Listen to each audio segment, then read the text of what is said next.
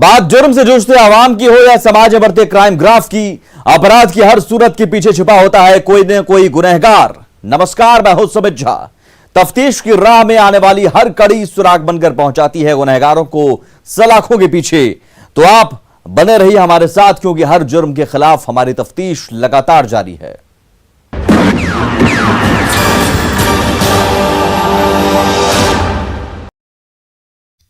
आवश्यक सूचना। बिहार में डेटा ऑपरेटर के लिए चल रही बहाली। बेल्ट्रॉन के जरिए ही करें आवेदन। आवेदन करने के इच्छुक अभ्यर्थी रहें सावधान। निर्धारित फॉर्मेट पर ही करें अप्लाई, क्योंकि सक्रिय हो गए हैं दलाल। ऑफिस खोलकर दे रहे बहाली का झांसा। आवश्यक सूचना। बिहार में इन दिनों थानों में डाटा ऑपरेटर की बहाली चल रही है और इसी की आड़ में फर्जी जॉब सिंडिकेट लाखों की ठगी कर रहे हैं।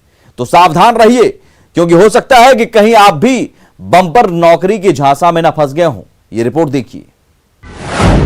बम्पर नौकरी का बड़ा झांसा। 60,000 में डाटा ऑपरेटर।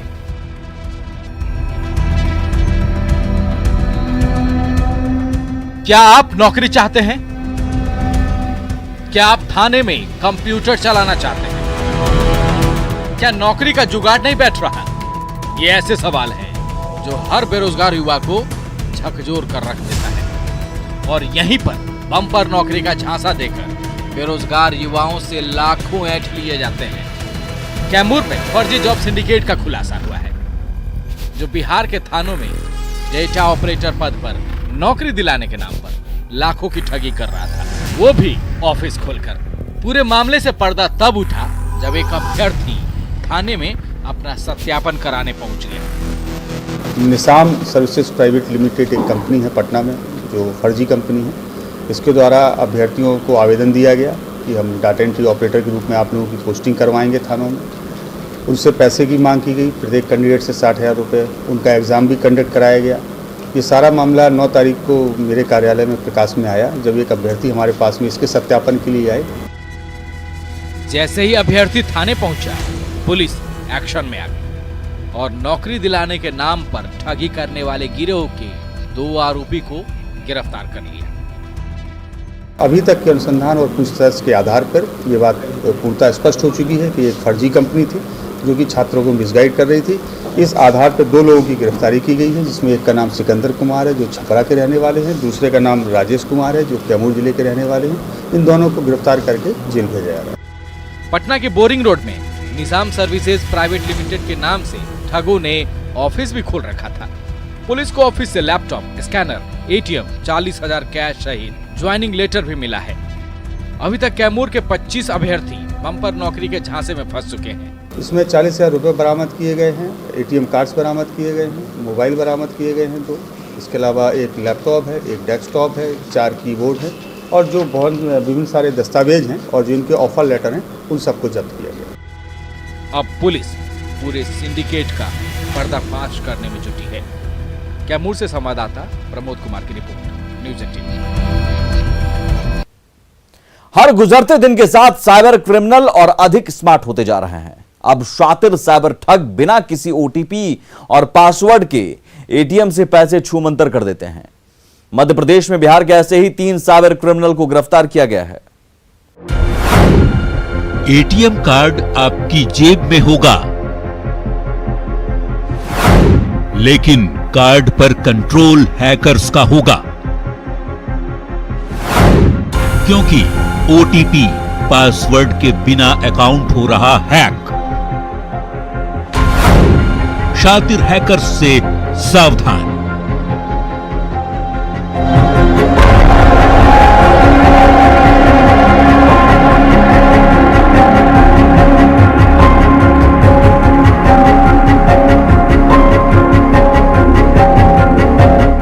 आजकल हर किसी के पास ATM कार्ड है। पैसे निकालना बेशक आसान हो गया है, लेकिन ATM हैकर्स के लिए ATM हैक करना भी आसान हो गया है। ATM कार्ड बदलने, कार्ड क्लोनिंग और हैकिंग की समस्या दिन ब दिन बढ़ रही है मुमकिन है आपके साथ भी एटीएम ठगी हो जाए, चाहे आपने ट्रांजैक्शन की हो या नहीं। एटीएम कार्ड आपकी जेब में होगा और मोबाइल पर अकाउंट से पैसे निकलने का मैसेज फ्लैश हो रहा होगा, क्योंकि शातिर हैकर्स तो अब बिना ओटीपी और पासवर्ड के भी अकाउंट खाली कर दे रहे हैं। जी हां, एटीएम और उसके पूरे सिस्टम को हैक करना साइबर ठगों के लिए बाएं हाथ का खेल हो चुका है।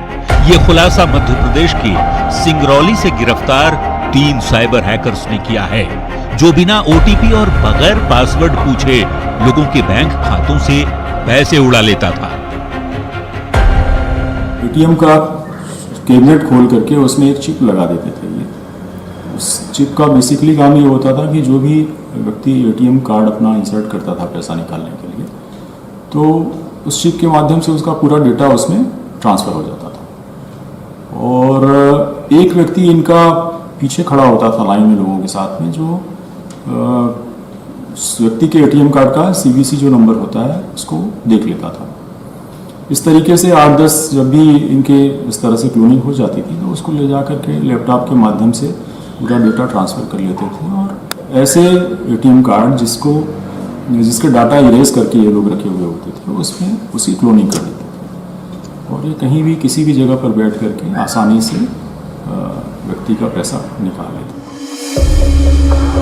गिरफ्तार हुए शातिर साइबर ठग बिहार के गया और शेखपुरा के रहने वाले हैं। इनमें गुलशन कुमार, कन्हैया कुमार और गौरव को पुलिस ने धर दबोचा है, जबकि रोहित सिंह और अजीत की तलाश जारी है। बिहार के गया और शेखपुरा के बच्चे पकड़ में आए हैं। 3 लोगों को पुलिस ने पकड़ने में सफलता प्राप्त की है। 2 लोग अभी भी एब्सकॉन्डेड हैं, उनकी तलाश हम कर रहे हैं। शुभम एलियास गुलशन कुमार, कन्हैया कुमार और एक गौरव, ये 3 लोगों को पुलिस ने पकड़ा है। रोहित सिंह और एक अजीत दुबे करके 2 लोग हैं जो लोग अभी फरार चल रहे हैं। इनकी मोडस ऑपरेंडी ये थी कि ये एटीएम जो होते हैं जहां पर गार्ड नहीं होता है। सभी साइबर क्रिमिनल हाई एजुकेटेड हैं। इसमें एक इंजीनियर है, एक एमएससी फिजिक्स है, अच्छा नॉलेज है इनका। और ये अन्य राज्यों में भी लोगों ने घटनाएं की हैं। निश्चित रूप से इस तरह के गैंग के पकड़ में आने से इस तरह की जो घटनाएं यहाँ हो रही हैं सिंगरौली जिले में आसपास, इसमें राहत मिल रही है। शातिर साइबर क्रिमिनल वैसे एटीएम को टारगेट करते हैं जहां गार्ड नहीं होता। गिरोह के सदस्य एटीएम मशीन के डैशबोर्ड में एक माइक्रोचिप लगाकर लोगों का डेटा चुरा लेता था और फिर उनके खातों से रुपये निकाल लेता था। सिंगरौली की बेढ़ल थाना पुलिस ने एक ऐसे अंतर्राज्यीय गिरोह का पर्दाफाश किया है जो बिना पिन जाने ही आपके पैसे निकाल लेता है। आइए हम आपको बताते हैं कि कैसे निकालता है। ये जैसे इंडिया 1 का एटीएम है, मशीन है, और इनका सॉफ्ट टारगेट जो है यही एटीएम मशीन होती है।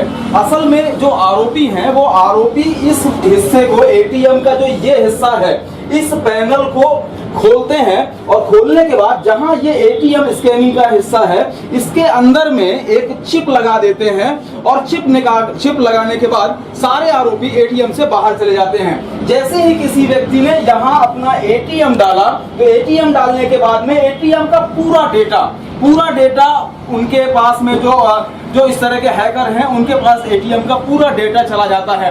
उसके बाद एक और व्यक्ति होता है, इसी गिरोह का सदस्य होता है, वो ठीक जब कोई दूसरा व्यक्ति एटीएम से पैसे निकालने के लिए आता है तो उसके पीछे खड़ा हो जाता है, और जैसे ही दूसरे व्यक्ति ने यहाँ एटीएम अपना डाला और उसमें पिन डाली तो पिन वो व्यक्ति नोट कर लेता है और फिर इसके बाद सारा स्टोरेज डाटा उठा करके एक नए एटीएम में पूरा उस डाटा को चढ़ाता है और ला करके फिर उसके पैसे निकाल लेते हैं। यानी जब आप एटीएम में होते हैं, साइबर हैकर्स की नजर आप पर होती है, लिहाजा सावधान रहिए, क्योंकि हो सकता है कि अगला नंबर कहीं आपका ना हो। जब भी कभी एटीएम में आप जाएं तो ये पुख्ता कर लें कि आपके अलावा एटीएम में और कोई दूसरा शख्स मौजूद तो नहीं है। अगर कोई दूसरा व्यक्ति मौजूद है तो आपके खाते से पैसे निकाले जा सकते हैं, इसलिए सावधानी रखने की आवश्यकता है। राज द्विवेदी, न्यूज़ 18 सिगरौली। अब वक्त हो चला है एक ब्रेक का, हम जल्द हाजिर होते हैं।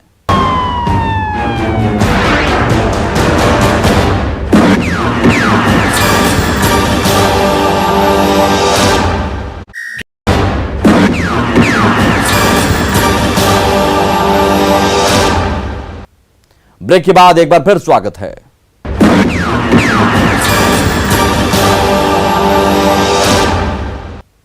यूं तो टेक्नोलॉजी के बिना इस दुनिया में जीना मुमकिन ही नहीं बल्कि नामुमकिन सा हो गया है। जब यही टेक्नोलॉजी वरदान के साथ अभिशाप बन जाए तो उसे क्या नाम दिया जाए, क्योंकि इसी तकनीक के सहारे एक गिरोह ने एक व्यापारी से 1-2 लाख नहीं बल्कि 31 लाख रुपए की ठगी कर ली। रिपोर्ट देखिए। चूरू से नालंदा तक फैला ठगी का धंधा। व्यापारी से ठग गिरोह ने ठगा 31 लाख रुपए।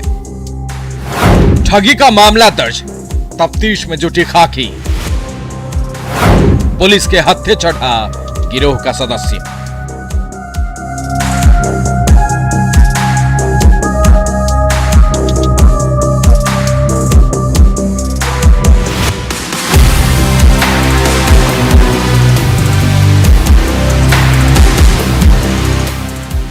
विज्ञान वरदान है या अभिशाप, ये हम नहीं पूछ रहे, बल्कि ये सवाल चूरू जिले के सरदार शहर के रहने वाले कपिल कुमार का है। क्योंकि पिछले महीने इनके साथ एक ऐसा छलावा हुआ जिसमें इन्होंने अपनी गाढ़ी कमाई की 1, 2, 3 नहीं बल्कि 31 लाख रुपए गंवा दिए। यकीन तो हमें भी नहीं हुआ था कि कोई ऐसा कर सकता है, लेकिन जब पूरी दास्तां एक एक कर सामने आने लगी तो शक भी विश्वास में बदलने लगा। इस मामले में हम 2 मुलजिमों को गिरफ्तार करके लाए हैं, जिसमें मुलजिम सुशील कुमार वहाँ नालंदा, उससे पूछताछ में पता चला कि 31 लाख की ठगी में से 25 लाख रुपए उसने एटीएम से निकाले थे। सीसीटीवी फुटेज की तस्दीक करने पे पता चला कि हाँ ये वही आदमी है जिसने 25 लाख रुपए निकाले हैं। उसके बाद में उसने जिस व्यक्ति को आगे रुपए दिए उसके इतला के ऊपर वो लड़का भी पकड़ा गया जिसको उसने 25 लाख में से 60,000 रुपये उसको दिए थे, रमेश कुमार जिसका नाम है। दोनों मुलजिम नालंदा के हैं। मामला दरअसल इफ्को के फ्रेंचाइजी से शुरू हुआ जो ठगी तक जा पहुंचा। पहले तो कपिल कुमार के सामने ठगों के गिरोह ने जाल बुना और उन्हें उसमें फंसाया। जाल में फंसता देख शातिर ठगों ने उस जाल को और टाइट किया जिससे कपिल पर उसकी पकड़ तगड़ी बन जाए। उसके बाद ठगों के मास्टरमाइंड ने प्लान के तहत इन्हें फ्रेंचाइजी देने का वादा कर दिया, जिसके लिए टोकन मनी में उसने महज 1 लाख रुपए मांगे, जिसे कपिल कुमार ने हंसते हुए स्वीकार कर लिया और उस छोटी रकम को उस सालबाज के हवाले कर दी। लेकिन मामला यहीं नहीं रुका। जैसे जैसे समय बीत रहा था वैसे वैसे इनकी चाल भी बदल रही थी। गिरोह के मास्टरमाइंड ने उसी जाल में एक और पेंच लगाई, जिसके बाद कपिल कुमार ने किश्तों में रकम उनके हवाले करनी शुरू कर दी। तो देखा आपने बिहार के नालंदा में बैठा ये मास्टरमाइंड टोकन मनी के नाम पर पहले 1 लाख रुपए, फिर फ्रेंचाइजी के लिए 20 फरवरी को 10 लाख रुपए और उसके बाद फर्टिलाइजर के नाम पर 22 फरवरी को 15 लाख रुपए ट्रांसफर करवा लेता है। लेकिन इतने रुपए के खेल के बाद भी इसका मन नहीं माना, तो इन्होंने फिर कुछ एक्स्ट्रा के लिए 25 फरवरी को 5 लाख रुपए की डिमांड कर दी। सारा माजरा कपिल को तब समझ में आया जब वो चूरू के इफ्को के अधिकारियों से संपर्क कर फ्रेंचाइजी के बारे में पूछताछ की। इफ्को ने किसी प्रकार की कोई फ्रेंचाइजी नहीं दी है। ये सुनने के बाद कपिल के पैरों तले जमीन खिसक गई, जिसके बाद उसने 27 फरवरी को पुलिस थाने में रिपोर्ट दर्ज करवाई, जिसके बाद पुलिस ने तफ्तीश शुरू कर दी और उसके बाद खाकी ने गिरोह के 2 सदस्यों को बिहार के नालंदा से गिरफ्तार कर सलाखों तक पहुंचा दिया है। फिलहाल पुलिस इस मामले की तह तक जाने के लिए उन दोनों आरोपियों से मिले सुराग के आधार पर पहुंचने की कोशिश में जुटी है। तफ्तीश के लिए राजस्थान के चूरू से मनोज शर्मा की रिपोर्ट। मुंगेर में अपराधियों ने हत्या की एक बड़ी वारदात को अंजाम दिया है। अपराधियों ने एक 20 वर्षीय मासूम की निर्मम हत्या कर उसके शव को सुनसान जगह फेंक दिया। इस घटना के बाद परिजन काफी आक्रोशित हो गए, लेकिन मौके वारदात पर पहुंची पुलिस ने उन्हें समझा बुझाकर मर्डर की गुत्थी सुलझाने में जुट गई है। आखिर पूरी हकीकत क्या है, इस रिपोर्ट में देखिए। 20 वर्षीय युवती की निर्मम हत्या। मासूम की हत्या से इलाके में हड़कंप।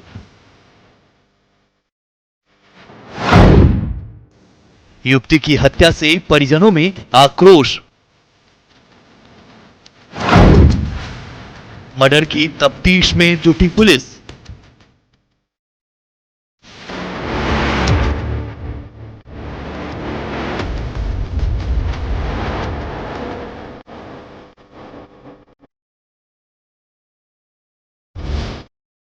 बिहार में अपराधियों का मनोबल 7वें आसमान पर है।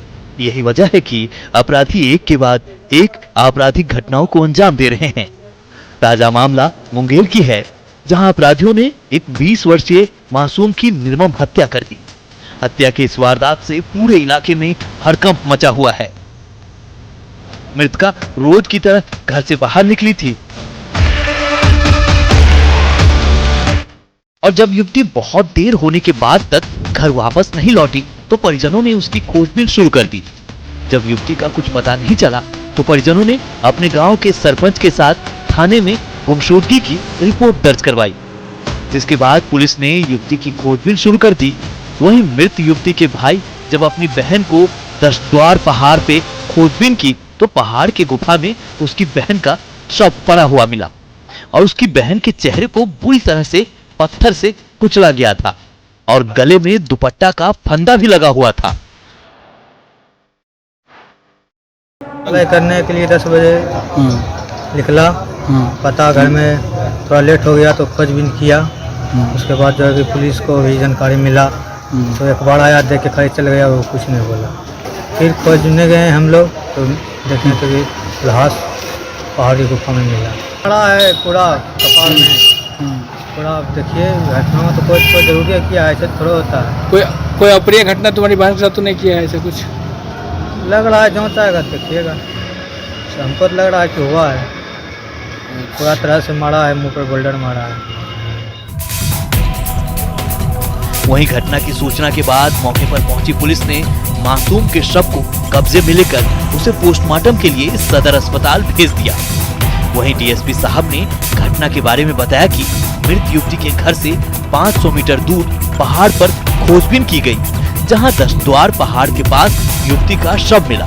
उन्होंने कहा कि घटना स्थल पर देखने से लगा कि युवती के चेहरे को पत्थर से कुचला गया है और फिर गले में दुपट्टा का फंदा भी लगाया गया होगा। अब पोस्टमार्टम रिपोर्ट के बाद ही मामले का खुलासा हो पाएगा। वहीं परिजनों के बयान पर मामला दर्ज कर छानबीन की जा रही है।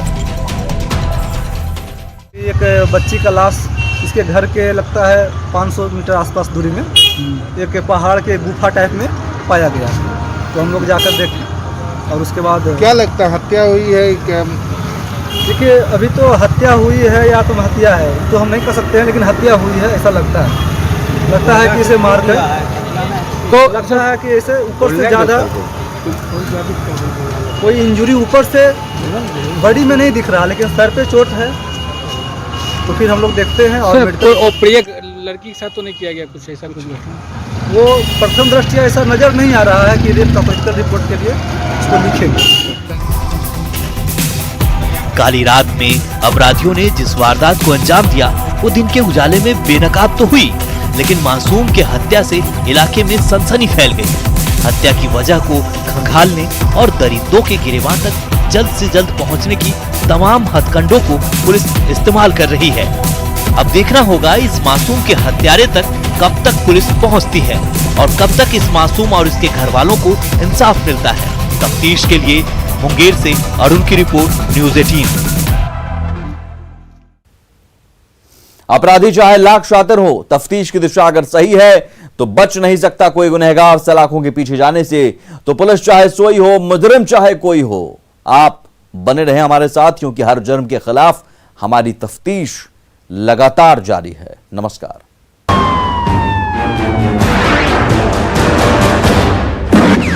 है।